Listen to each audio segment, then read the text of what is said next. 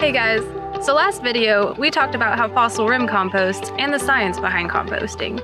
But what you really want is how to compost at home. So let's get started. So you're ready to begin composting. Here's a list of ingredients you will need to get your compost started, and you should have access to all of them. I have access to manure, which is very important because it provides all that bacteria that does the bulk work of your composting.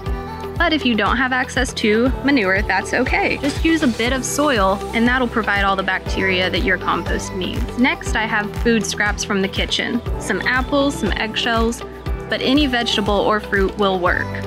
If you don't have a lot of food scraps, you can use material such as fresh cut grass or any type of fresh green material that will supplement for your lack of food scraps. Lastly, I have some dried leaf litter right here.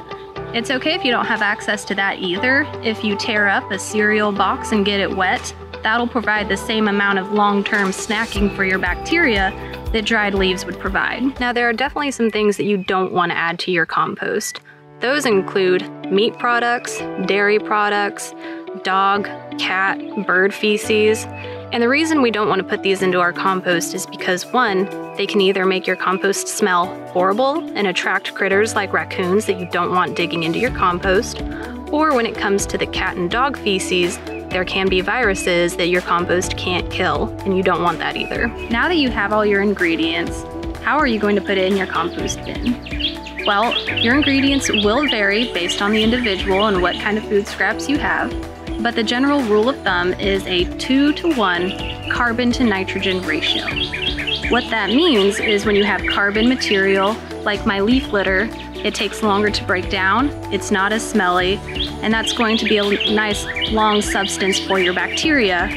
Whereas your nitrogen, or your greens, like your food scraps and your manure, have a much stronger smell associated with their breakdown, and it's a quick snack for your bacteria. Having this 2-to-1 carbon to nitrogen ratio will help dampen any smells your compost could produce. You can add your ingredients to your compost bin in 2 different ways.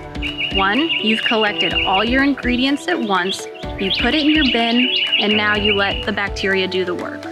Or if you're like me, you're a more passive composter and you just add your food scraps and your leaf litter as you go along. Being more passive, it's going to take longer for that compost to break down, whereas if you're an active composter, it'll break down a bit faster. There are several different methods for composting that you can do at home, and it all depends on the scale. If you're on a small scale, you can use a tumbler or a bucket system like we have here, or if you want to produce more compost, you can build a 3-bin system outside, or get creative and create your own. If you remember from last video, one of the important ingredients is water, but just like anything, you don't want too much or too little. The consistency you want is like a damp sponge. And remember, a key to happy microbes or bacteria is aeration. The more you aerate your compost, the faster it will break down. In a tumbler system, all you have to do is turn it like it says, tumble. But if you have buckets, the best thing to do there is get a shovel and just sift it around a little bit to allow that air to get throughout your compost. Whether you're new to composting or have been doing it for a while, you may run into some problems. Here are the typical troubleshooting issues that any composter has run into. If you find that there's a strong odor coming from your compost, you may need to add more carbon material, like that dried leaf litter I showed earlier. You can also use dried grass clippings, or even shredded newspaper that you dampen with water just a little bit. That'll help cover that smell and protect your compost from any nasty bugs. If you notice that your compost isn't breaking down fast enough, you may need to add more nitrogen material or that fast snack for your bacteria. This will increase the temperature of your compost and increase the breakdown speed of your composting. What you want to avoid is heavy, bulky materials like twigs or large food items that will take longer to break down. For at-home composting, in a bin system like what I talked about, you should see ranges from 80 degrees Fahrenheit, hopefully up to 100. It's okay if it gets hotter, but odds are it won't because it's such a small amount. If you have any questions, feel free to leave a comment. Otherwise, this wraps up Compost 101.